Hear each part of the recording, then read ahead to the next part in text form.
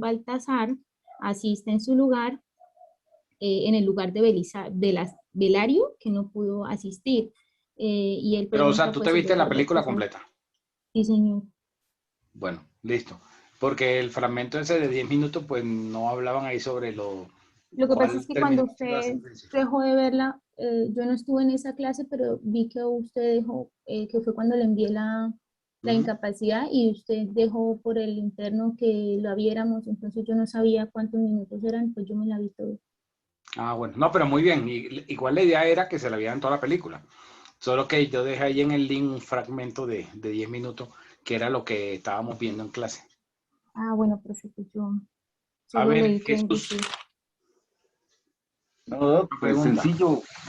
El agiotista, pues obviamente es un comerciante porque pues de alguna manera él presta el dinero para poder que le devuelvan y lo devuelven con, pues con, digamos, con intereses, ¿cierto? Y Antonio pues también es un comerciante porque hace, digamos, un contrato de mutuo donde pues no cobra intereses, pero sí espera que le devuelvan el dinero que ha prestado. Digamos que en términos generales los dos son comerciantes, eh, eh, realizan diferente tipo de contrato, pero digamos que los dos son comerciantes. Esa era como la visualización ahí en relación con el manejo y la Ujú. interpretación de la norma de acuerdo a cada uno de los dos, ¿cierto? Uno interpreta la norma muy tácita en relación con lo que se pactó en el contrato y otro llegan y otras personas interpretan la norma no solo del contrato, sino lo que el contrato podría conllevar cuando se tuviera que hacer el cumplimiento. Entonces, pues ahí, digamos, hay como dos visiones de del derecho comercial en el sentido en que hay otras normas que regulan los contratos adicional a las que ya están expresamente escritas dentro del contrato. Ok. Bueno, ¿alguien más algún comentario sobre eso ya para finalizar a... Profesora, habla con John Cárdenas. Profe, lo que pasa es que no sé hasta dónde pueda tener razón, pero en ese contrato yo creo que, digamos, que lo hicieron a la ligera porque, pues, si bien era el pedazo de carne del lado del corazón, pues en el contrato no quedó especificado y él no sabía, o en el momento que se hizo el contrato no sabía que para quitar el pedazo de carne, pues tendría que haber otro elemento de la sangre. Entonces yo creo que por eso, por Bueno, no pero eso haber ya es al final de la incorporado ese película. detalle. Eso ya al final Ah, de la ya, película. es que yo ¿Por me qué? la vi. Porque si ustedes miran cuál era el negocio, eh, Antonio había recibido, Y había no hecho pagaba. un préstamo Sí, a Chaylo. Y Chaylo entonces había pedido que como garantía, si no se cumplía por parte de Una Antonio garantía. del plazo, una sí, garantía, señor. que era una libra de Sí, su propia carne. señor. Entonces, Es cuando ya el lado llegan al izquierdo. escenario del pleito, cuando ya llegan al juicio, lo que quería demostrar Chailo, que era que iba en sed de venganza por ese incumplimiento contractual y quería hacer exigible esa garantía. Pero la cláusula, pues digamos que estaría ahí porque no pudo hacerlo exigible en esa medida. Claro que Porque la pues él no obra, contaba con lo de la esta película está basada en una obra de William Shakespeare. William Shakespeare, sí, señor. Entonces, si ya han leído a William Shakespeare, pues saben que cómo son los relatos de Shakespeare. Y acuérdense que Shakespeare es para el mundo de habla inglesa lo que Miguel de Cervantes es para el mundo de habla hispana. Sí, o sea, es el Ah, padre del idioma. ¿Ok? Entonces, como digamos, el máximo exponente en la literatura de la lengua. Pues nice. hay obras conocidas, ¿no? De Shakespeare, como Romeo y Julieta, como Hamlet, y ese tipo de obras muy conocidas. Pero quería que vieran ese fragmento, era como para que analizaran digamos, como la mentalidad del comerciante, de que el comerciante, pues, siempre quiere más, ¿sí? Y lo que yo decía de pronto creo que era Wilfredo, en clase pasada, que el comerciante siempre, si la situación esté buena, el comerciante va a decir que la situación está mala. Es como Ojalá, sí, la señor. razón de ser. Como siempre, no, la situación está difícil, la situación está crítica. Así esté prosperando, siempre va a tener como ese tipo de argumentación. Muchas gracias, profe. Bueno, entrando en materia, sigamos hablando del derecho comercial. El derecho comercial tiene unas características. Esas características que tiene el derecho comercial, ya voy aquí a colocárselas por el chat de Zoom.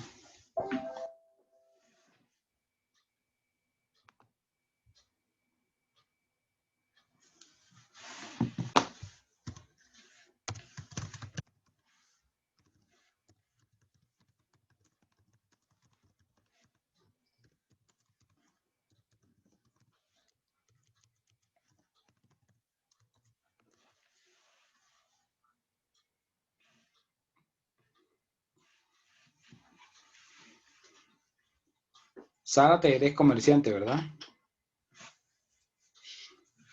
Sí, señor, sí, sí, doctor, buenas noches. ¿En qué sector? ¿Qué área? Comercialización de repuestos para bicicletas. Ok. De hecho, ahorita tenemos una problemática bien seria porque hay escasez de repuestos, no llegan y los pocos que llegan pues son muy costosos. ¿Tienes local? Sí, señor, en Soacha. Tengo un local de venta de repuestos y, bueno, el mantenimiento para el futuro transporte, la bicicleta. Ok.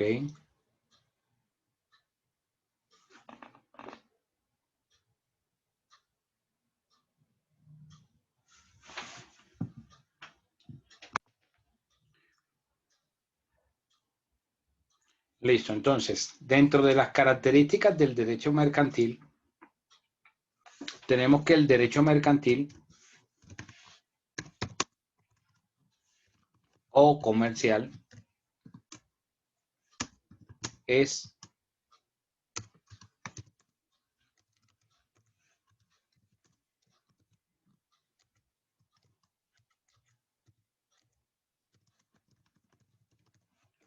profesional.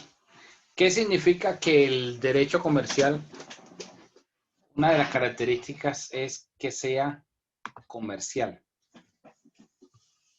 Significa que es creado, ¿sí? Y va desarrollándose para resolver esos conflictos entre las personas que se dedican a la actividad mercantil, ¿sí? A las que se dedican a la actividad del comercio. Entonces, está, digamos, como que enfocado a resolver esas situaciones en esa área, específicamente a las personas que se dedican a la actividad mercantil, a la actividad del comercio. Esa es una de las características del derecho comercial.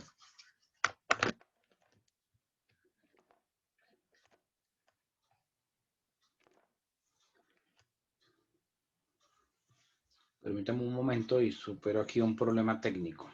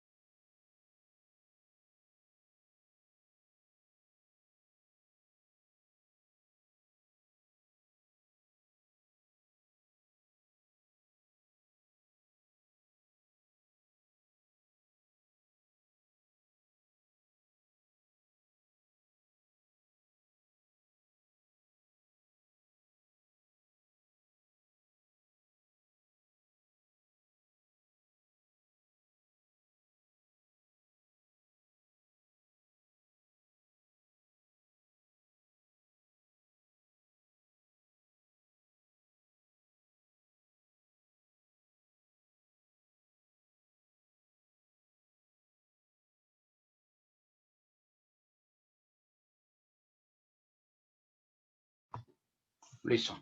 Entonces, decía que una de las características es que el derecho comercial o derecho mercantil es profesional. O sea, que está creado y es desarrollado para aquellas personas que se dedican a la actividad del comercio, a la actividad mercantil. Otra característica es que el derecho comercial o mercantil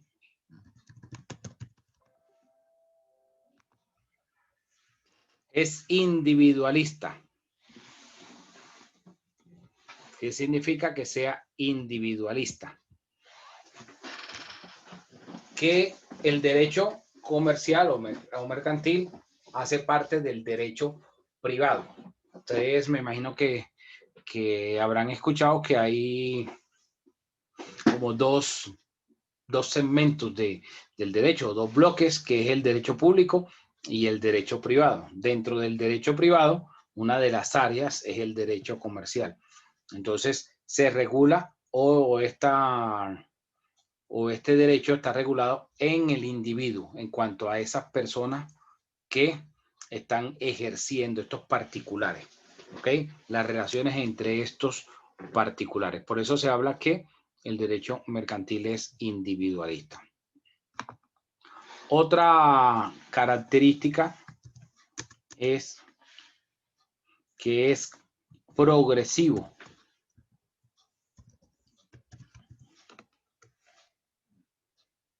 ¿Qué significa que sea progresivo? Doctor, yo le iba a preguntar una cosita. El individualismo, o sea, se refiere como esa persona como a acaparar la situación del comercio, ¿cierto? Como acaparar, como a pasar por todos los sectores del comercio y tener más, o sea, tratar de llenar usted por decirlo así, su bodega y toda esa cuestión, y quiere más y más y más. De pronto sí me entiende, doctor. ¿Será así sí, pero no está enfocado en cuanto a esa parte, sino en cuanto al individuo como tal, o sea, a los particulares, a las personas particulares como tal. ¿Por qué? Porque dentro de esa división de derecho privado y del derecho público, entonces vemos, por ejemplo, ¿qué se regula en el derecho público? La relación entre los particulares y el Estado, ¿sí? Y de ahí que vienen, por ejemplo, que el derecho ambiental, que el derecho penal, que el derecho administrativo. Algunos encasillan el derecho laboral. Dentro del derecho privado, entonces estaría el derecho internacional privado, el derecho civil, el derecho comercial, porque va a regular entre las relaciones entre particulares, entre individuos. No siempre va a haber una relación individuo-estado, sino entre individuos, entre particulares. Por eso habla de que es individualista, refiriéndose al individuo, a la persona como tal. Gracias, doctor. Otra característica es que es consuetudinario, es progresivo. ¿Qué significa que sea progresivo? Ojo el término, progresivo, no progresista. ¿Qué significa que sea progresivo? Que va cambiando, va actualizándose con el paso del tiempo. Es decir, hoy la actividad de comercio o el comerciante hoy en el 2021, en la era post pandemia, ya en algunos sitios podríamos hablar de que están ya entrando en una fase post pandemia, superando el tema de la pandemia. Entonces ya el comerciante se va reinventando y el comerciante va, digamos, como que viendo nuevas oportunidades. Esta mañana escuchaba en una emisora radial, en la FM, no sé si de pronto algunos la escuchan. Normalmente yo en las mañanas escucho parte del programa de Luis Carlos Vélez y hoy hablaban sobre el tema de la vacunación y mencionaban que aquí en Bogotá, bueno, y en muchas ciudades de Colombia, cómo los centros comerciales están siendo unos grandes puestos de vacunación. Y yo lo vi cuando fui a vacunarme. O sea, están viéndose que puede ser utilizado estos espacios para otro tipo de actividades y que eso permita una reactivación para el comerciante, una reactivación. ¿Por qué? Porque entonces las personas llegan al centro comercial a hacer la fila para vacunarse, pero al mismo tiempo, o cuando sale, puede terminar haciendo una compra o entrando a alguno de los establecimientos del centro comercial. Entonces decían o veían de una forma visionaria que los centros comerciales podían tener como un nuevo enfoque desde el punto de vista de la estructura como tal. Y entonces mencionaban, bueno, en este momento están siendo puestos de vacunación, pero ¿por qué no se utilizaran estos escenarios o estos espacios para otro tipo de actividades? ¿Sí? De políticas públicas y que de pronto la persona llegara, utilizara esa infraestructura y terminara haciendo compras en ese sitio. Entonces, fíjense cómo va cambiando y de pronto no habían pensado los comerciantes o los que estaban dentro de los centros comerciales antes de la pandemia, como que estos espacios pudiesen ser, digamos, como que optimizados, ¿sí? Como que de pronto haya no solamente una forma de hacer visita, o especialmente las chicas que van, visitan las tiendas y muchas veces no terminan comprando y van y vitrinean, terminan vitrineando, ¿verdad? Entonces, a veces Pedro se ríe porque me imagino que de pronto a veces tocará acompañar a algunas chicas y le toca esperar mientras va y vitrinea, ¿sí o no, Pedro? O Wilfredo. Entonces puede Doctor, haber no es, esos espacios. doctor, es que la verdad, no, pues sí, claro, hay que ir y vitrinear. No, y lo que dice usted, doctor, claro, eso se presta para esa situación, qué bueno, ¿no? Para abrir la economía. Sí, nosotros los colombianos tenemos un sentido de humor y de esa situación de hacer mucho trabajo con esa inteligencia que tenemos. Entonces miren cómo el derecho Sí, comercial es señor. progresivo, o sea, va actualizándose, va cambiando, ¿sí? Va siempre como que a la vanguardia. No sé si ustedes han visto que muchas veces de pronto como que se pone de moda cierto tipo de establecimiento. Pasó hace un tiempo con las canchas sintéticas, con las de fútbol 5 y fútbol 7. A alguien se le ocurrió, fue visionario y colocó una cancha y entonces explotó alquilándola por tantos minutos para que puedan jugar y se dio cuenta que fue un negocio que impactó, que tuvo buena acogida y entonces otras personas empezaron a colocar ese establecimiento. Pero si ustedes miran, el comerciante es visionario normalmente. Y ahí la jugada la hizo fue quien introdujo el concepto al mercado. O sea, seguramente que la persona que lo trajo fue, lo vio en otro lado y vino y dijo, mira, aquí no tenemos esto, voy a, a colocar este tipo de ideas aquí a ver si pega. Y terminó siendo un rotundo éxito, no solo en la ciudad, sino que en el país. Ustedes van y miran en los municipios pequeños, ya también hay este tipo de escenario de establecimientos donde empezó la gente pues a aprovechar esta forma. Por eso se habla que es progresivo. Dime, Omar.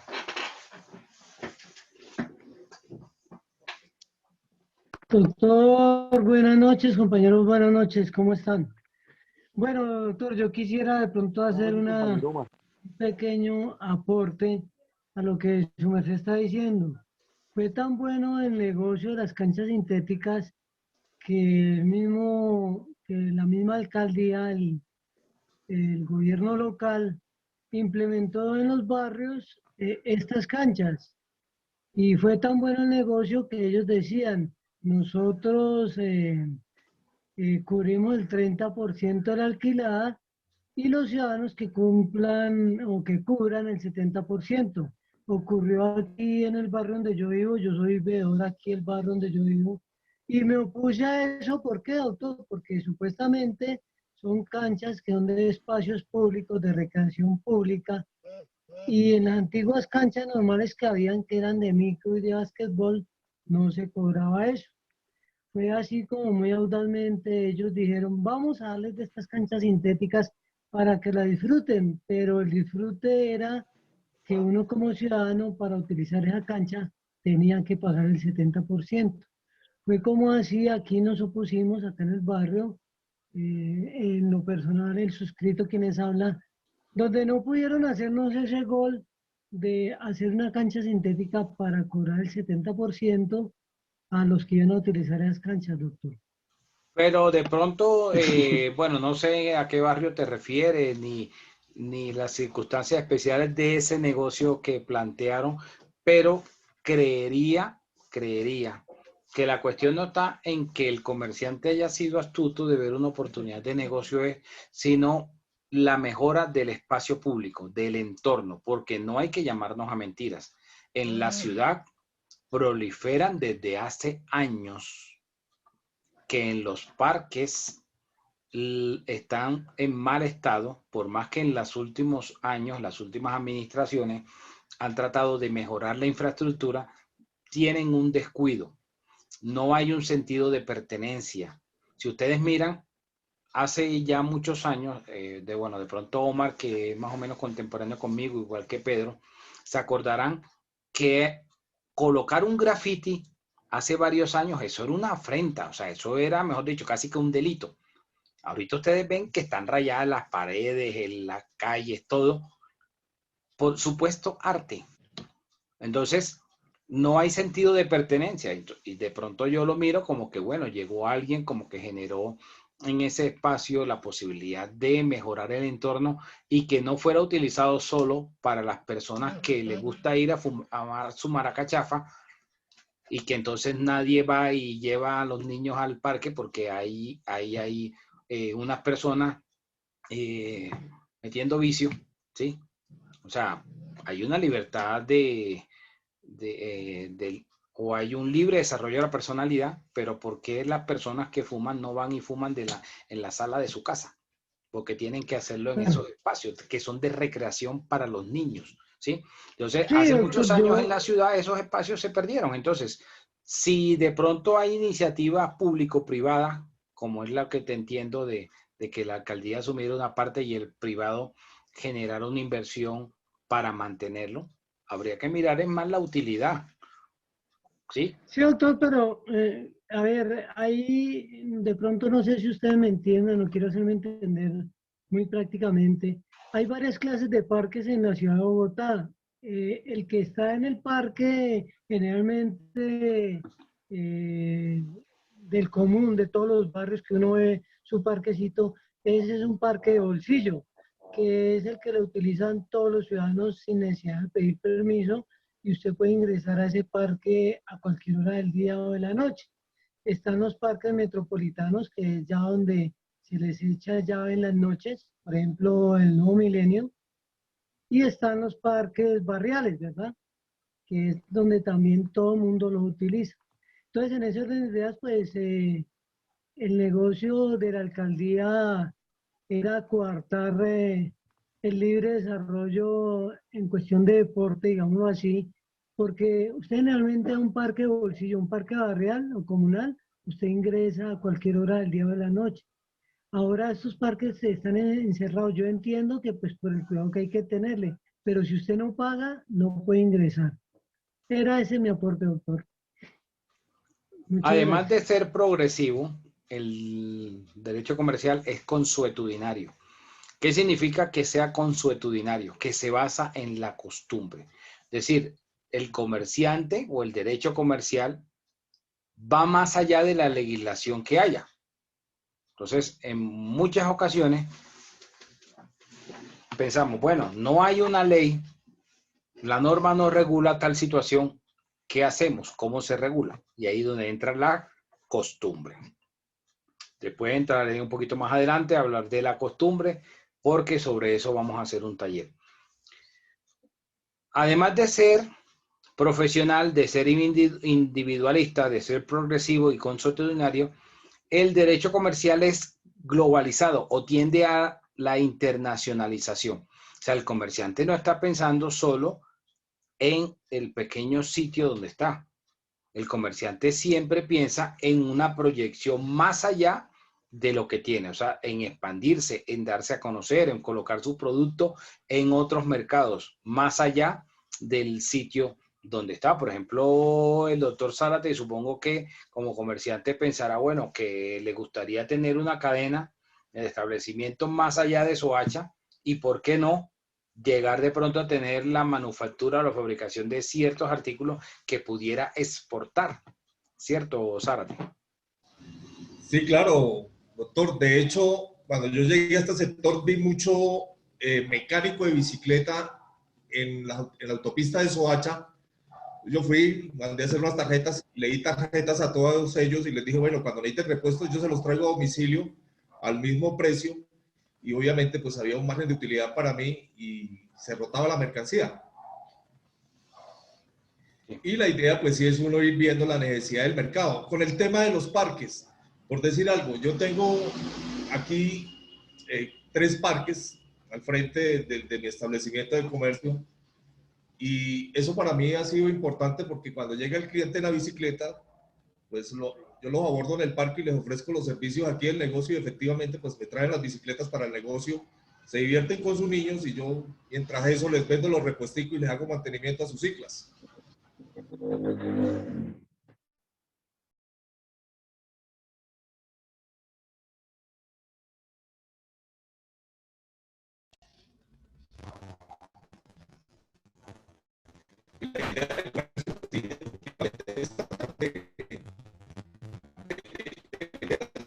No se está escuchando.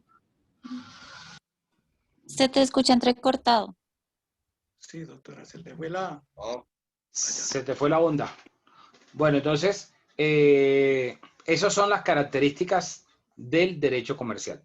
Repito, profesional, individualista, progresivo, consuetudinario y tiende a la internacionalización o a ser globalizado. ¿Preguntas hasta acá? ¿No quedó todo claro? Profe, preguntita, qué pena. ¿Por qué es profesional? Es que esa parte no la escuché bien. Es profesional porque está desarrollado, o sea, está pensado y desarrollado para las personas que se dedican a la actividad del comercio, a la actividad que la ley considera mercantil. Doctor, disculpe, no entendí consuetudinario. ¿Por qué es?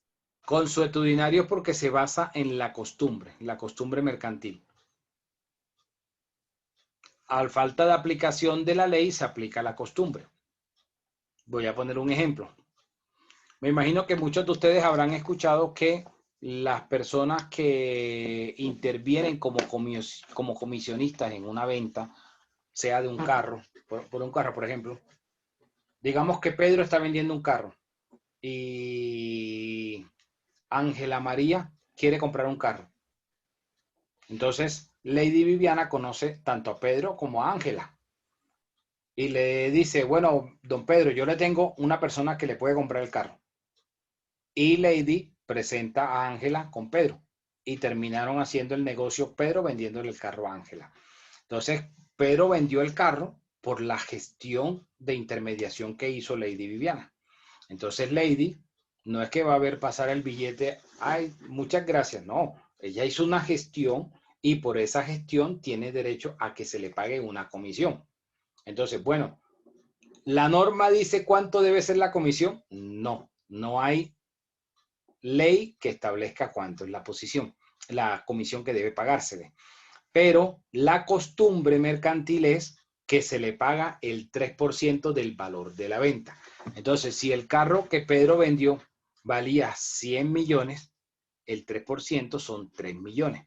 Entonces, Lady Viviana ahí se ganó en ese negocito 3 milloncitos de pesos. No hay norma que diga cuánto es el porcentaje. Entonces, ¿cuál es la costumbre? Se acude a la costumbre. Y la costumbre aplica como la ley, como si fuera la ley. No es que Pedro entonces la va a marranear y le va a decir, no, como que no, 3 millones es mucha plata. No, venga, yo le voy a dar a usted 500,000 pesos o 1 millón. Se aplica la costumbre porque la costumbre ahí se exige como la ley. ¿Ok? Por eso se habla que es consuetudinario. Bueno, ahora voy a hablar de la legislación que hemos tenido. Ya anoche hablaba, en la clase anterior hablaba, sobre las fechas de del primer código de comercio, que fue en 1853, el segundo código, que fue en 1887, y el tercer código, que es el actual, que es de 1971. Decreto 410 del 17 de mayo de 1971. Pero resulta que en estos 50 años que ya tiene el código, fíjense que el código es un poquito viejito, ya tiene 50 años, tiene medio siglo. En este medio siglo ha sufrido varias modificaciones. Voy a nombrar solo las más relevantes. No son las únicas, pero son las más importantes. Las que le pudiese aparecer en alguna pregunta en el examen. Ok.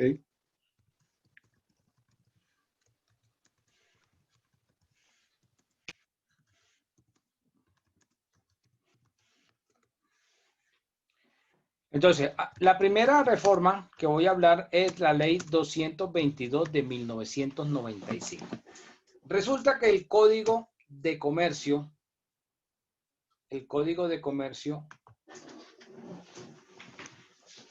tiene... ¿Ley qué, doctor? ¿Ley qué? ¿Ley qué, perdón? 222, ahí estoy escribiendo eso en el chat. En el chat.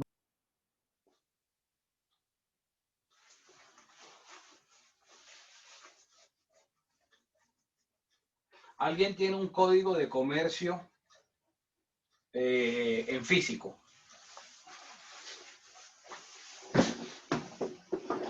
No en Google, en físico. Sí, doctor, aquí tengo uno. Ok, vete al índice. El índice suele estar al principio.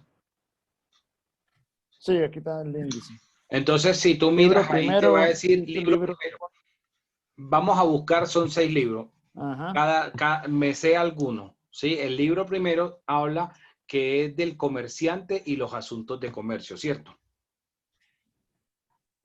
Asunto de comercio, primer capítulo, sí. Ese es el libro 1, porque luego vienen capítulos, títulos y artículos. El libro Sí, segundo... el título 1 dice de los comerciantes. El libro segundo del código habla de las sociedades mercantiles o sociedades comerciales. Ajá. Comerciales. Libro primero del comerciante y los asuntos de comercio, libro segundo de las sociedades comerciales. El libro tercero habla de las obligaciones, ¿verdad? Sí, así es, doctor. Libro tercero habla de las obligaciones. El libro cuarto habla... No, doctor, pero el libro tercero dice de los bienes mercantiles. De los bienes mercantiles, listo. Sí, señor. Sí. El libro tercero de los bienes mercantiles. El libro cuarto... De los contratos y obligaciones mercantiles. De los contratos y obligaciones mercantiles. El libro quinto habla de la navegación y el libro sexto habla de los procedimientos mercantiles. Esa es la estructura que tiene el Código de Comercio. Esos 6 libros. Repito, libro primero del comerciante y los asuntos de comercio, libro segundo, la de las sociedades comerciales, libro tercero de los bienes mercantiles, libro cuarto de los contratos y obligaciones, libro quinto de la navegación y libro sexto de los procedimientos mercantiles. Entonces, la ley 222 de 1995 fue la primera gran reforma que se le hizo al Código de Comercio. Y modificó, por ejemplo, introduciendo conceptos como las EU, las empresas unipersonales. Me imagino que la habían escuchado. El concepto de las empresas unipersonales era que la persona natural podía adquirir la calidad de jurídica a través del establecimiento de comercio que tuviera, sin que se constituyera en una sociedad. Pero además de introducir el concepto de las empresas unipersonales, como su nombre lo indica, pues es una sola persona, no es una sociedad, pues en la sociedad es más de uno. Eso lo veremos después. También se introduce la modificación del libro sexto, del libro de los procedimientos mercantiles. Resulta que cuando el comerciante tiene problemas en su ejercicio, en la actividad del comercio, y empieza a incumplir con sus obligaciones, podía acudir a dos figuras, y una era el concordato. ¿Y qué era el concordato? Que estaba en el libro sexto del Código de Comercio.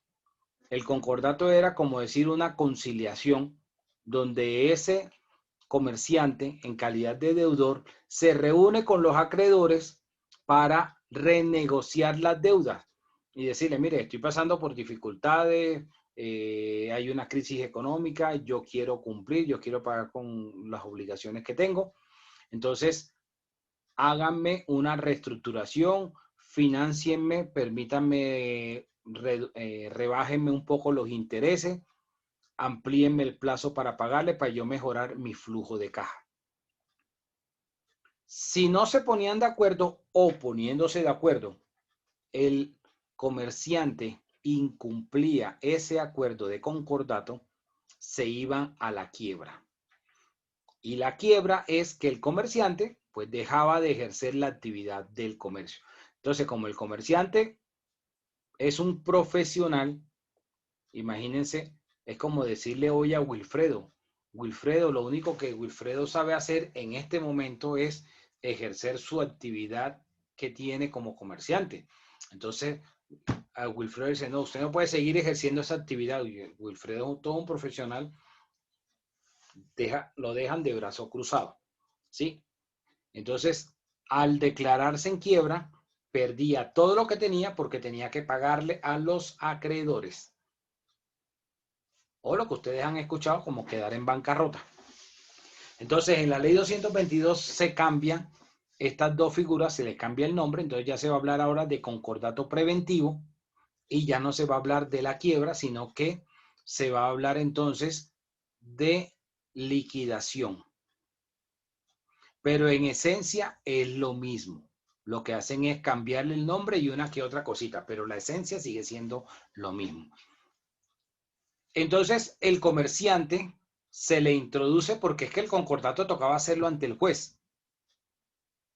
En el libro sexto. Entonces, en el 95 se dice, no es necesario que el concordato preventivo se vaya a hacer ante el juez, sino que vamos a nombrar una persona que la va a designar la superintendencia de sociedades y es como un tercero, un conciliador, que va a permitir que se puedan poner de acuerdo las partes. ¿Ok? Esa persona, ese tercero, recibía el nombre de promotor.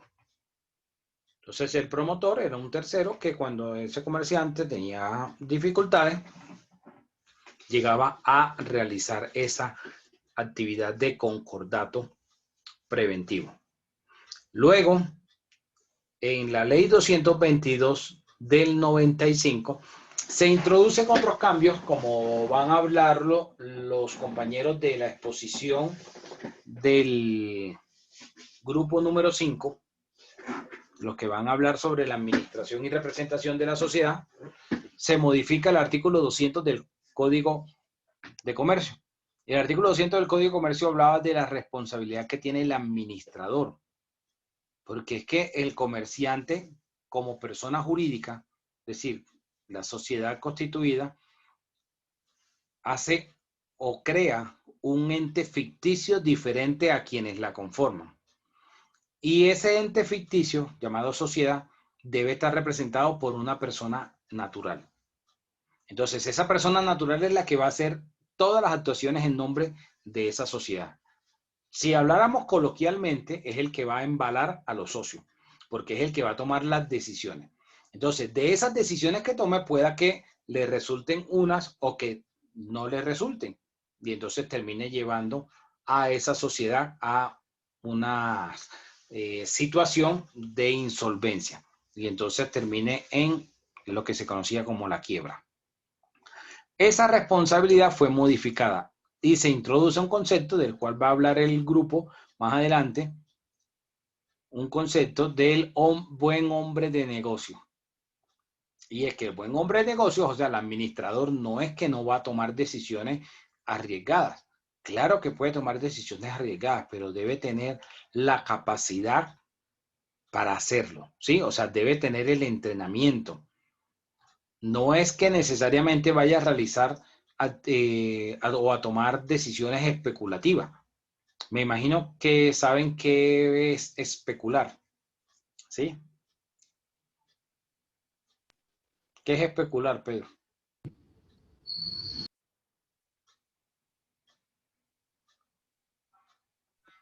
Bueno, doctor, pues especular es, por ejemplo, si estamos en lo del comercio,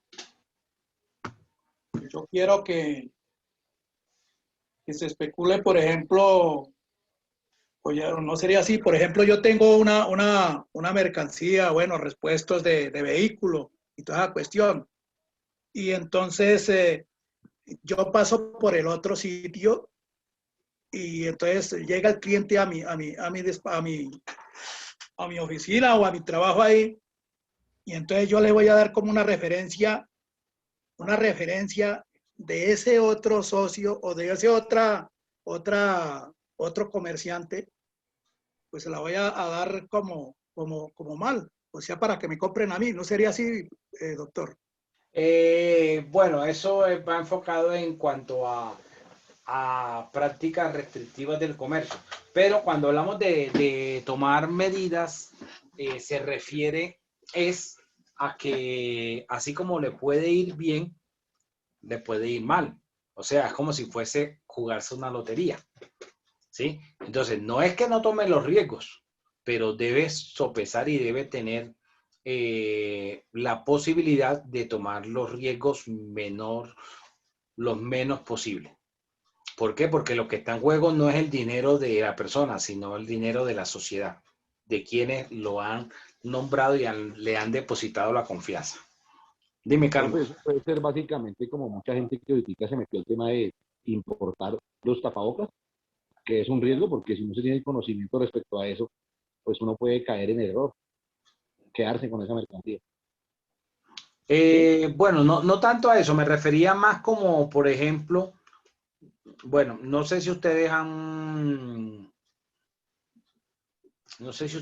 visto que en el mercado de valores, en el mercado bursátil, cuando las personas compran acciones y hacen jugadas especulativas, por ejemplo, pueden comprar una acción que sea volátil, que así como sube como palma, puede caer como coco. O sea, que puede subir y el mismo día caer de manera estrepitosa, mientras que pueden haber otras que son la mayoría de las acciones que tengan un comportamiento más conservador, es decir, van a tener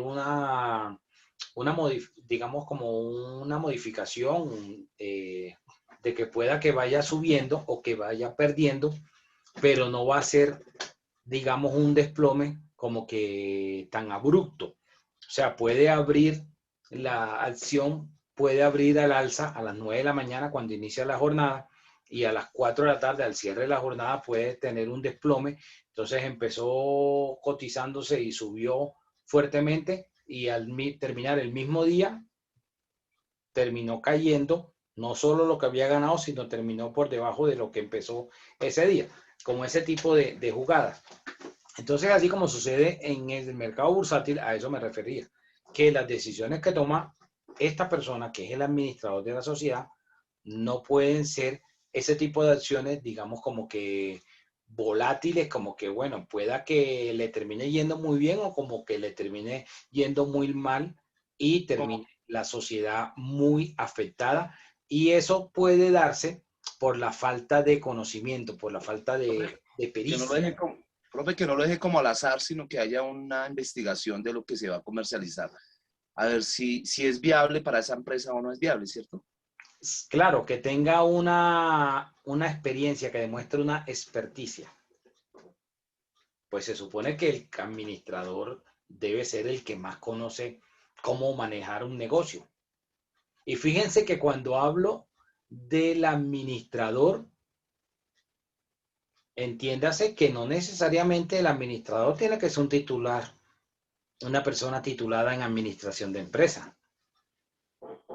Se supone que una persona titulada en administración de empresa pues tiene un conocimiento como de cómo administrar. O una persona titulada en ingeniería industrial, porque la ingeniería industrial tiene, digamos, como dos enfoques.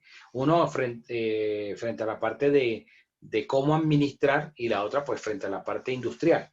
Entonces, no necesariamente para ser administradores que tenga que ser un experto en administración de empresas, porque puede que haya personas empíricas que no han pasado por una facultad de administración de empresas y tengan digamos, una astucia o una habilidad para manejar los negocios más que de pronto otra persona que haya pasado por una facultad de administración de empresas.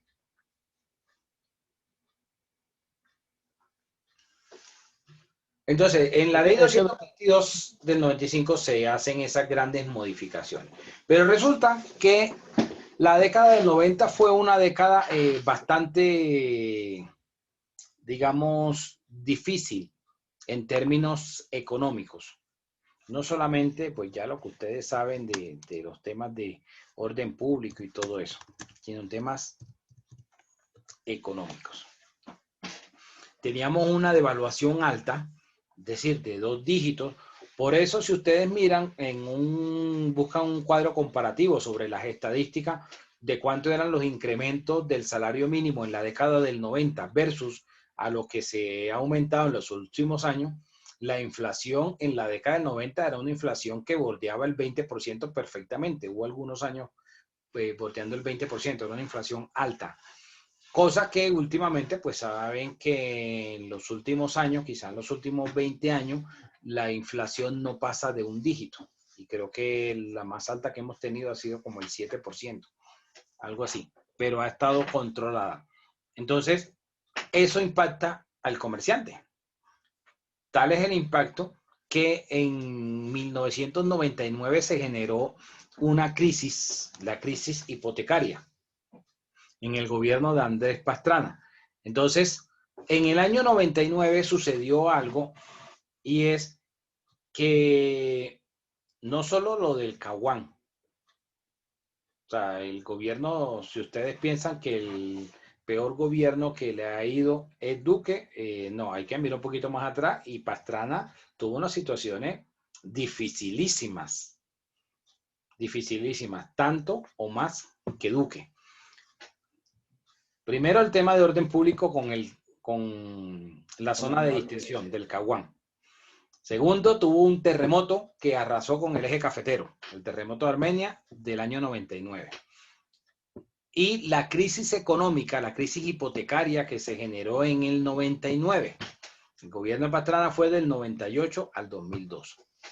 Entonces, el gravamen a los movimientos financieros, que hoy ustedes conocen como el 4 por 1000, fue una norma de carácter temporal que fue creada en el gobierno de Pastrana. ¿Cuál fue la finalidad de ese impuesto? Reconstrucción del eje cafetero. Después reconstruyeron el eje cafetero, entonces se dieron cuenta que digamos que se recaudaba una suma importante y empezaron a buscarle que ese dinero pudiera financiar otras cosas.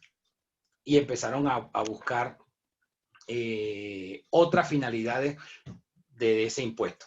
Me acuerdo que la locución presidencial de Pastrana, cuando anunció el impuesto, le pusieron un pitico. ¿Por qué? Porque en ese momento el impuesto iba el 2.5 por 1000. Pero en plena locución él cambió la película y dijo el 2 por 1000. O sea, lo bajó. Después del 2 subió al 3 y después terminó siendo el 4. Que no lo han podido desmontar todavía. Dime. No se te escucha bien. Sí, doctor. Ahora sí. ¿Sí? Sí, ahora sí, decías. Doctor, el 4 por mil fue una medida. El 4 por mil fue una medida que el gobierno sacó para ayudarle a los bancos, como fue un alivio, ya que los bancos se declararon en la época del 98 y del 99 que estaban insolventes, doctor. Entonces, supuestamente eso ayudaría a evitar un pánico económico y pues se quedó. Pero también fue usado para la reconstrucción del eje y para ayudar a los bancos posteriormente. Pero ahí la cuestión, digamos, fue que la banca tuvo no solamente grandes pérdidas, sino que se generó el problema hipotecario. ¿Por qué? Porque es que se venía del sistema del UPAC, de la unidad de poder adquisitivo constante, entonces donde iba aumentando, y mucha gente por las situaciones, que era lo que mencionaba ahorita de la inflación, terminaba incumpliendo los pagos de esos créditos hipotecarios, porque la inflación era alta y entonces el UPAC iba subiendo mucho porque estaba ligado a la inflación, cosa que no sucede ahora con el VR porque la inflación está, digamos, controlada.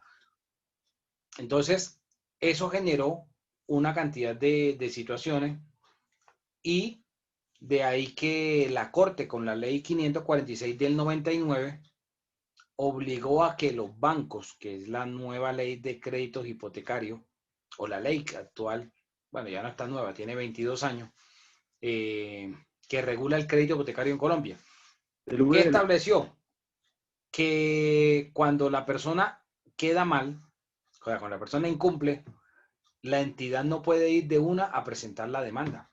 Tiene que llamar, oiga, venga, señor Pedro, le vamos a dar la oportunidad de que usted pueda refinanciar la cuota, que pueda hacerse una reestructuración. Y Pedro entonces pueda tener un respiro y pueda tratar de salvar el crédito y continuar con el crédito, cosa que no sucedía con el UPAC anteriormente. Pero eso fue producto de los fallos o de la jurisprudencia que estableció la Corte Constitucional en su momento.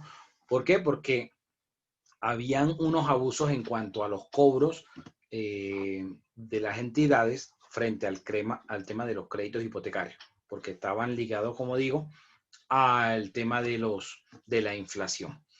Igual el negocio de los bancos no era prestar plata para quedarse con la propiedad, con la casa. El negocio del banco no es ese. El negocio del banco es que prestar plata para que le devuelvan su plata y ganarse los intereses. Ese es el negocio del banco, no quedarse con las propiedades. Doctor, ¿y eso puede ser como una burbuja inmobiliaria o es otra cosa? La burbuja inmobiliaria es otra cosa, porque la burbuja inmobiliaria es cuando la gente empieza, digamos, a sobrevalorar el precio. Y ya que tocas el tema, voy a hacer un pequeño paréntesis para hablar de eso. Resulta que ustedes habrán visto que quizás en los últimos 10 años el avalúo catastral ha ido aumentando mucho. O sea, si ustedes toman digamos, de los que sean propietarios, cogen un boletín catastral, el boletín catastral que le dan a uno ahí en el Supercade, y miran los años anteriores y hacen el comparativo de cuánto fue creciendo año por año, cuánto fue aumentando el avalúo, se van a dar cuenta que en los últimos años, en muchos casos el avalúo fue del 50% de un año para otro, en algunos casos del 70 o del 100% en ese incremento. ¿Y saben cómo la Unidad Administrativa Especial de Catastro Distrital hizo esas actualizaciones? Culpa de los mismos propietarios, porque resulta que entonces Pedro está vendiendo la casa en este sector y resulta que ahí mismo está vendiendo Cindy y Wilson. Entonces, Oscar, que es funcionario, llama y le pregunta a Pedro y se hace pasar como si fuera un potencial comprador.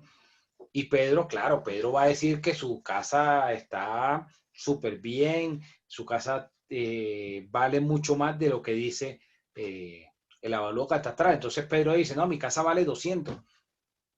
Y así Wilfredo dice, no, mi casa vale 220. Y Cindy, no, mi casa vale 230. Así, digamos como que con especificaciones muy similares. Entonces vino Catastro y dijo, ellos están diciendo que eso vale. Entonces vamos a calcularle que la casa de Pedro, que él dice que vale 200, vamos a colocarle el avalúo catastral en 180. La de Wilfredo que dice que vale 220, vamos a colocársela en 210 y así. Y por eso fueron ellos subiendo esos avalúos. Pero no es que ellos entraran al predio y le dijeran, señor Pedro, y le tocaran la puerta, vamos a hacerle un avalúo a su propiedad. Y entonces tuvieran en cuenta el estado de conservación de la propiedad de Pedro, la influencia de las vías, si habían obras que beneficiaran o que tuvieran un impacto y valorizaran el predio de Pedro. No, nada de eso. Simplemente lo que hicieron fue empezar a llamar y ver, la gente está pidiendo aquí, entonces vamos a hacerle un avalúo. Si dice que vale 200, vamos a decirle que el avalúo es por 180 o 170, o sea, casi lo que pide Pedro. Entonces, claro, al aumentar el avalúo, entonces Pedro tiene que pagar un impuesto más alto. Por eso que después vinieron y dijeron, no, pues ahora en los últimos años no puede superar, creo que el 10%, me parece. Doctor, de hecho, ahorita, eso no lo hicieron ahorita, eso lo hicieron cuando estaba Petro de alcalde, mandaban unos muchachos y unas niñas con la chaqueta de la Bogotá Humana, y ellos venían tomándole fotos a los predios, y según los metros de construcción que usted tenga, si usted tiene una casa de 2 pisos, de 3 o de 4, porque en una misma cuadra pueden haber hasta de 5, según eso, los metros construidos, le llega el predial. No, pero eso venía desde antes de la alcaldía de Petro. O sea, eso fue como del 2007, 2008, o sea, eso fue, esa práctica empezó como en la alcaldía de Samuel Moreno, más o menos. Pero lo que voy es que esa burbuja se genera es por el, digamos, sobreavalúo, podríamos utilizar ese término, que se da al valor de la propiedad. Pero es como especulativo. Claro, tiende un poco a la especulación, porque entonces Pedro va a decir, no, pues si la administración está diciendo que mi casa vale 180, entonces yo voy a pedir 360. Porque hay esa falsa concepción de que se puede pedir hasta el doble. Pues la norma, por ahí hay una norma que dice que el 50%, se puede pedir hasta un 50% más del avalúo catastral. ¿Qué norma es, doctor? No recuerdo con exactitud, pero sé que es el Código General del Proceso, profe, donde yo lo he visto. Que pero estaba antes del código. Que el valor comercial sería el valor catastral al doble. Eso es lo que parece que dice, o sea, que se coge el valor catastral, pero eso ya no aplica. O sea, ya el valor catastral está muy alto al valor comercial, como usted dice. Creo ¿qué era lo que decías, profe, que no debe superar el 10%? ¿Qué? Bueno, en el incremento de un año a otro, Ajá. pero eso es reciente, eso es de hace Okay. pocos años, por ahí unos 2, 3 años. De un año a otro, ok, listo. Pero si ustedes miran, digamos, cogen un boletín y miran los últimos 20 años o los últimos 15 años, se dan cuenta que se despegó, digamos, la valorización. Y si ustedes miran, no necesariamente es porque hubiesen hecho en ese sector obras públicas que mejoraran o valorizaran el predio, sino que aplicaban esa. Esa es una técnica que aplican. Ahora, que después Pedro va y le pelea a la administración y dice, oiga, mi casa no vale 180, mi casa vale menos, vayan y hagan un avalúo. Entonces ahí sí va la entidad y le hace un avalúo y dice, sí señor Pedro, usted tiene toda la razón, su casa no vale 180, según el avalúo su casa vale 150. Y ahí sí le bajan el precio del avalúo catastral. Lo que pasa es que Pedro no lo haga porque después el Pedro no solamente está pensando en que, bueno, si me bajan el precio pago menos impuesto predial. No, Pedro está pensando, el día que yo vaya a vender la casa, me sirve que el avalúo esté más alto, no que baje. Dime, Carlos. Y pues... Sigue, Silvia. No, fresco. Y le iba a preguntar al profe que si puede que vayan y hagan esa inspección del avalúo y le suba más. O sea, si dice 180, en vez de bajarle a 150, le suba a 210. Eso ¿Puede ha pasado. pasar eso? Sí, ¿Cierto? puede pasar, claro. Cualquiera de Es las un dos riesgo, es un riesgo porque dicen, no vale eso, vale más. Pues ahí es peor. Normalmente, cuando uno lo va a hacer, le dicen a uno, ojo, no lo haga, porque si usted por dentro de su casa le tiene mejoras, paredes, venecianos, todo eso le va a subir a su casa. Pero normalmente hay veces que lo dejan en el mismo monto, no lo suben. O sea, si no le bajan, lo tienden a dejar en el mismo monto. Ahorita hay el distrito tiene varias demandas por, digamos, en la vía de la construcción de la ALO, porque pasaba eso. Resulta que el distrito tenía que comprar unos inmuebles y por catastro aparecían muy bajitos y las personas decían, bueno, mi casa vale 500 millones y por avalúo catastral dice 180 y el distrito empezaba de ahí, entonces hubieron muchas demandas porque realmente o se iban o aceptaban o se iban para hacerla. En la primera alcaldía de Peñalosa sucedió eso. Pero yo he No sé visto ahorita unos cómo casos, estén. yo he visto unos casos más exóticos que ese. Y es que, por ejemplo, el predio pueda que valga 1.000 millones. Y van digamos, el avalúo catastral le llegue sobre 1.000. Y cuando la entidad va y hace el avalúo comercial, el avalúo técnico, entonces dice, no vale 1.000, vale 900. Por debajo de lo que dice el avalúo. ¿Y sobre qué valor te va a cobrar el notario? No te puede cobrar menos de lo que dice el avalúo catastral, la escritura. Tiene que ser mínimo ese valor, de ahí hacia arriba, no hacia abajo. Entonces, a veces cuando pasa eso, la respuesta de la administración es, entonces vaya y reclámele a Catastro que le haga un reajuste teniendo en cuenta este avalúo para que diga que ya no vale 1.000, sino que vale 900, y entonces como usted pagó un predial, le devuelvan el excedente que usted pagó. Eso es la perla con la que salen. Imagínate. Profe, pero yo te hago una pregunta. En este caso, digamos que si para construir esa vía estaba la necesidad de comprar los predios. Y si la gente finalmente no se quiere ir, pues de alguna manera el distrito puede tomar la acción de expropiar ese bien, o ahí cómo harían. Claro que sí, porque el interés general prima sobre el particular. Entonces, si hay una obra, la Constitución lo establece, si hay una obra pública que va a beneficiar a la comunidad, terminan aplicando la expropiación. Lo que pasa es que no sucede como un show mediático que ustedes veían al comandante intergaláctico Chávez, que decía por televisión, expropies, así como si fuera una cuestión así, un show humorístico, expropies. No, aquí también expropian. La diferencia es que aquí no salen esos shows mediáticos y te pagan. Entonces, la entidad te expropió y te hizo el pago. No lo quieres recibir, te hace el pago por consignación y te lo deposita en tu cuenta. Esa es la diferencia, ¿sí? Profe, pero hubo inmuebles que no se pudieron expropiar en vías. La ampliación de la calle 53, como por la 16, no pudieron, no sé, legalmente no pudieron y quedó la casa. Eso ha pasado mucho. Que hacen la vía y hay predios en los que por temas legales no los pueden expropiar. Pero sí, después terminaron expropiándolo. Yo vivo cerca. Sí, o sea, sí o sí. Ok, era una viejita que porque no quería vender y en fin. Que eso retrasa la obra, la retrasa, pero le pueden expropiar. Entonces, la ley 550 del 99 llegó como un salvavidas en ese mar de incertidumbre que se había vuelto el gobierno de Pastrana.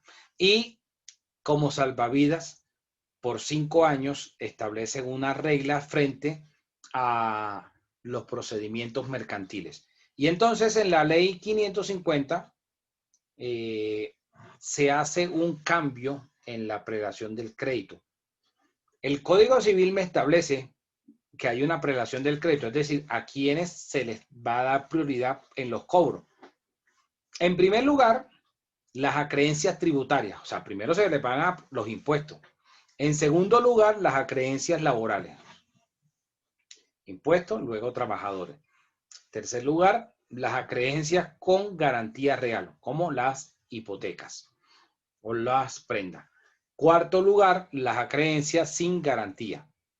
Y en el quinto lugar, las acreencias quirografarias, como los títulos valores, las letras de cambio, la factura, el pagaré, el cheque. Y en el sexto lugar, las demás acreencias. Entonces, la norma modificó el orden de esa prelación de crédito mientras se estuviese en un trámite de insolvencia. Entonces, ya no va a estar en primer lugar las acreencias tributarias, sino en primer lugar pasaron las acreencias laborales. Pero esto aplica, esa es la excepción a la regla general, y la excepción es estar dentro de un trámite de insolvencia. Y tiene lógica. ¿Por qué? Porque si Wilfredo es el comerciante, tiene problemas para mantenerse a flote por la situación económica, y llega la DIAN y los impuestos municipales, la Dirección de Impuestos Distritales y la Secretaría de Hacienda, y llegan y le empiezan a embargar para cobrarle, exigirle que le pague las obligaciones tributarias que tiene, ¿cómo le va a pagar Wilfredo a los trabajadores? Los trabajadores no le van a trabajar de gratis. Si los trabajadores no le trabajan, ¿cómo él sigue con el negocio? Si no sigue con el negocio, siendo él un profesional, porque esa es la actividad a que se dedica, ¿cómo él le va a cumplir a los acreedores?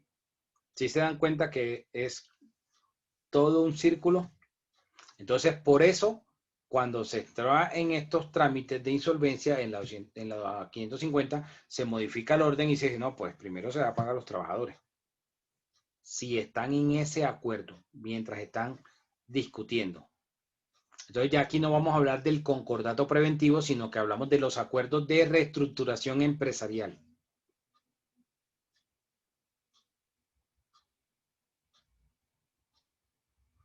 Y ese acuerdo de reestructuración empresarial es la misma esencia que lo que tenía el concordato. Si no se cumple o si no se ponen de acuerdo, entonces termina en una liquidación judicial. Que la liquidación judicial, pues es lo que veníamos hablando antes de que era la quiebra. Luz Mari, ¿ibas a decir algo? Sí, profe, no era lo que participé anteriormente, que tenía la duda, porque yo tengo un amigo que trabaja con el IDU y él es el que era un trabajador social, que era el que hacía como los estudios con las personas, iba antes con ellos a hablar, como a convencerlos hasta que aceptaran y hacer todo ya el trámite para los pagos. Sí, pero digamos que eso tiene una fase. Si la persona se niega o no quiere vender, le expropian. La expropiación administrativa se llama. ¿Y si Silvia, le expropian, no le pagan? claro, la expropiación igualito le pagan. ¿Y también tienen una reubicación, doctor, o qué? No, si a ti ¿No? te compran tu predio y te lo pagan, ya tú tienes la plata, tú compras en otro lado. Por eso, pero si la Porque te persona están pagando. Sí, pero así como la señora que dijeron que no se quería ir, de pronto no podría llegar y decir, bueno, la vamos a reubicar en otra parte. No, no se puede, no. De No, poder porque se no se puede, interesa, pero entonces de la plata que le vayan a dar le descontarían. Pero normalmente le dan es el dinero y ya la persona decide para dónde se va. Es que mientras hacían ese trámite, yo me acuerdo que él me decía que les daban como un porcentaje, como para pagar un arriendo, para que fueran buscando reubicación. Y ya después de eso, de ese arriendo, o sea, ya finalizaba, era cuando ya tenían la resolución de pago para que le pudiera Hacienda hacer el pago a la cuenta que tenían designada. De hecho, yo tuve varios amigos que ahí por el lado de la 68 con Boyacá que están haciendo la oreja, que tumbaron todas esas casas, la mayoría eran bodegas. Y la mayoría de gente demostró cuánto podría ganar y el gobierno los indemnizó y les pagó porque se iban a ver perjudicados en su trabajo. Pero eso hay una regla. Eso no es que sea tampoco tan alto. Eso hay una regla que no puede pasar de ciertos montos. Silvia. Profe, es que mira, en cuanto a las acreencias que estabas hablando, bueno, la ley 550, entonces se estableció como que cambió las prelaciones, ¿cierto? De las acreencias, pero para persona jurídica y para persona natural, porque yo tengo entendido, profe, que mira, si una persona natural se declara en insolvencia, lo primero que debe asumir es el tema de la garantía real, las hipotecas. Lo segundo, la prenda. No, aplica la misma regla. Lo que pasa es que de pronto la persona natural... Pues no tiene acreencias laborales, sí. Primero no va a tener acreencias laborales y segundo, pues de pronto acreencias tributarias no tenga o tenga muy pocas. Pero si llegara a tener, pues la prioridad la tendría la acreencia tributaria. La DIAN, antes de los bancos, o sea, antes de los bancos es la DIAN en esa insolvencia. Exacto. Ok. Porque pueda que la persona no pague el predial o no pague el impuesto de vehículo y entonces le debe a la administración de impuestos. Y esas deudas van a estar por encima de la de los bancos. Lo que pasa es que la insolvencia de persona natural no comerciante, que es a lo que tú te refieres, que está en el Código General, la persona normalmente la utiliza para negociar con los bancos. Y ahí esa jugada es perjudicial. Y ahí, es para negociar sin intereses, ¿cierto? Pero esa jugada es perjudicial porque termina saliéndole muchas veces el tiro por la culata. ¿Por qué? Porque es que en esos trámites la norma establece que hay 2 meses para conciliar, para llegar a un acuerdo. Y si no llegaron a un acuerdo, puede extenderse un mes más ante un centro de conciliación autorizado. O sea, ¿cuánto pueden durar conversando para conciliar? 3 meses. Si tú eres la abogada del banco, ¿tú qué le vas a decir al deudor? Que tú no le vas a cambiar y tú vas a estar en una posición de que tú no vas a necesariamente tener por qué ceder. ¿Por qué? Pero porque si está insolvente, y no puede. Pero tú tienes la sartén por el mango porque tú tienes una garantía real. A la garantía, claro. Sí. Tú ejecutas tu garantía y te cobras tu plata. Y tú le dices suerte a los demás. Entonces, ahí es donde la gente no calibra esta figura. ¿Por qué? Porque se empiezan a inventar muchas veces que le deben a Pedro, María y Juan para tratar de decirle al banco, mire, es que yo no solamente le debo a usted, le debo a ellos también como personas naturales. Le firmé una letra de cambio o un pagaré. El banco no llega a ningún acuerdo. ¿Qué termina pasando? Termina enviando el director del centro de conciliación al juez civil municipal el trámite para que inicie la liquidación judicial. ¿Y qué significa? Que le rematan los bienes que tenga para pagarle a los acreedores. Y ahí es donde aplica la regla que tú dices. Entonces, bueno, hay que pagarle primero al acreedor del banco porque tiene una garantía real. Y si sobra, entonces se le paga a los demás. Entonces, la persona natural no comerciante piensa, no, de esta forma yo voy a obligar a que el banco negocie. No, es mejor sentarse con el banco de tú a tú, ¿sí? Directamente sin utilizar esta figura y tratar de llegar a un arreglo directamente sin esta figura, porque esta figura es perjudicial.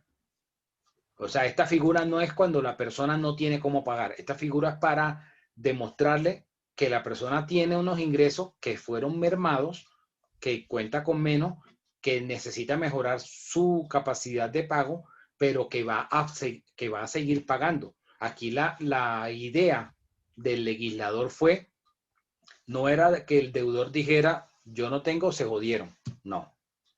La idea es, miren, yo me ganaba 10, ahora me gano 5, entonces como esta es mi nueva realidad, yo le tengo que pagar a usted. Yo sobre estos ingresos necesito renegociar que usted me amplíe el plazo, me baje el valor mensual para yo tener un flujo de caja y seguirle pagando a usted, seguir cumpliéndole a usted y cumpliéndole a los demás que les debo. Esa es la finalidad de la figura. No es que la persona, insolvencia significa que yo no tengo cómo pagar. Eso es lo que piensa la gente, pero eso es falso. Eso es un sofisma. Dime, Wilfredo. Bueno, doctor, en el entendido de que prima el interés general sobre el particular, en el caso de que, por ejemplo, aquí en Soacha, sobre la autopista, se va a ampliar el tema del Transmilenio.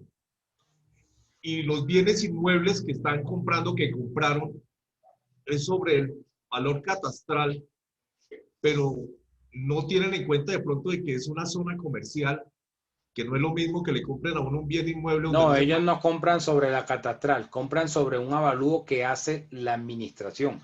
Que ese avalúo, como el ejemplo que yo dije hace un rato, en algunos casos puede estar por debajo, un poquito por debajo de la catastral, eso es otra película, pero esos son casos exóticos, no es la regla general. O sea, pero siempre hacen un avalúo y el avalúo, sobre eso es que paga la entidad. Pero no tienen ellos la obligación, o no hay una figura jurídica donde los obliga a pagar algo más por ser de pronto una zona comercial. Claro, hay una norma que es del Agustín Codazzi, y creo que es como del año 2000, algo así, y ahí establece como los parámetros, la figura de cómo debe indemnizarse, pero en el avalúo esas reglas las aplican en el avalúo.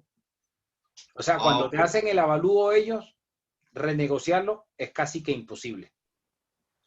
Doctor, una pregunta, ¿y si uno se vale de pronto de una firma especializada como Lonjas o algo así para que le dé un valor real del predio, uno puede... Eso no sirve porque hay un decreto, tendrían que buscarlo, que es del Agustín Codazzi, del IGAC, Instituto Geográfico Agustín Codazzi, que es lo que aplican para esos temas. Y ahí tienen unas fórmulas y en el avalúo lo primero que hace la entidad es aplicar esa fórmula en ese avalúo. Entonces, de que le prospere más allá de eso, con un avalúo particular, no les va a prosperar. Bueno, sobre la ley 550, entonces esas fueron como las principales modificaciones que se hicieron, de que pasó de ser concordato preventivo a un acuerdo de reestructuración empresarial. Y posteriormente, esta norma, otra cosa, que era lo que iba a hablar de la temporalidad. Acuérdense cuando hablé de la ley del gravamen a los movimientos financieros, o sea, la ley del 4 por 1000 era temporal. Igual la 550 era temporal, era por 5 años, o sea, iba hasta el 2004. Pero resulta que muchas veces en Colombia las normas temporales terminan siendo definitivas. O sea, se dieron cuenta que era tan buena que hasta las entidades, algunas entidades territoriales como gobernaciones, se acogieron a esta figura de la ley 550 para reestructurar sus deudas, para reestructurar su pasivo. Entonces, ustedes verán casos emblemáticos como el Hospital San Juan de Dios, como gobernaciones, por ejemplo, la gobernación del Valle, la gobernación del departamento de Bolívar, como entes territoriales se acogieron a esta ley para reestructurar sus pasivos y le fue muy bien. Entonces, la norma debía terminar en el 2004. Entonces, se dieron cuenta que era tan buena que la prorrogaron por 5 años más.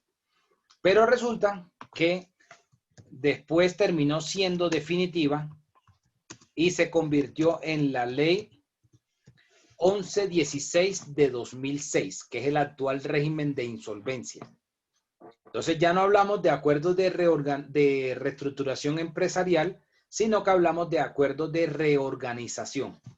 Pero es la misma figura, lo que cambió fue muy poco. Dentro de las principales reformas que se hicieron en la 1116 fue que se le prohibió que los entes territoriales, o sea, las entidades públicas no pueden acogerse a esta ley, porque esta ley es solo para particulares, solo para comerciantes. La ley 1116 de 2006 es la actual régimen de insolvencia. Pero resulta que en el 2006 también surge la ley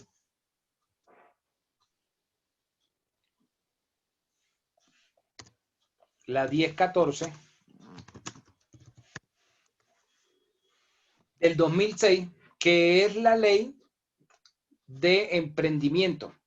Entonces, establece la norma que se debe enseñar una cátedra de emprendimiento desde la primaria, el bachillerato y tal, para ir incentivando a que puedan las personas desarrollar sus propias actividades o sus propios modelos de negocio, ¿sí? De que no todo el mundo vaya a aspirar necesariamente a ser empleado, ¿ok? En la ley 1014 de 2006. Los que van a hablar de la solemnidad para el nacimiento de la persona jurídica van a hablar del artículo 22 de esta ley, donde dice que se pueden crear las sociedades por documento privado, o sea, sin pagar la escritura pública que tocaba pagar si cumplen con 2 requisitos, que es menos de 10 trabajadores y menos de 500 salarios mínimos de capital. Luego... ¿Esta no es la ley de las SAS? No, ya voy para allá. Vale. Profesor, qué pena, ¿me puede repetir el artículo 22 de la ley cuál? De la 1014 de 2006. Después, en el 2008, se crea la ley 1258 del 2008. Como lo dijo el compañero, es la ley que creó las sociedades por acciones simplificadas, las SAS. Las SAS, ¿se acuerdan que yo dije que en la 222 del 95 se crearon las EU, las empresas unipersonales? La 1258, que es del 5 de diciembre de 2008, dice que las empresas unipersonales automáticamente se convertirán en SAS y tienen 6 meses para hacerlo. Entonces, la SAS fue creada por la ley 1258 del 2008 para facilitar hacer empresas, sociedades. La 1014 y la 1258 surgen como consecuencia de la calificación que hizo el Banco Mundial a raíz de un programa que se llama Doing Business. Doing Business significa qué tan fácil es hacer negocios en un país. Entonces tienen en cuenta qué tan fácil es crear una empresa, qué tanta carga tributaria tienen, ¿sí? Qué tan atractivo puede ser para las personas ir a invertir allá. Entonces, por eso se generaron estas modificaciones. Posteriormente, en el gobierno de Juan Manuel Santos, de Juanma, fue la última, la ley 1429 del 2010. La ley 1429 del 2010, ustedes la habrán escuchado como la ley del primer empleo. Y en esta norma se modificaron algunos aspectos de la 1116.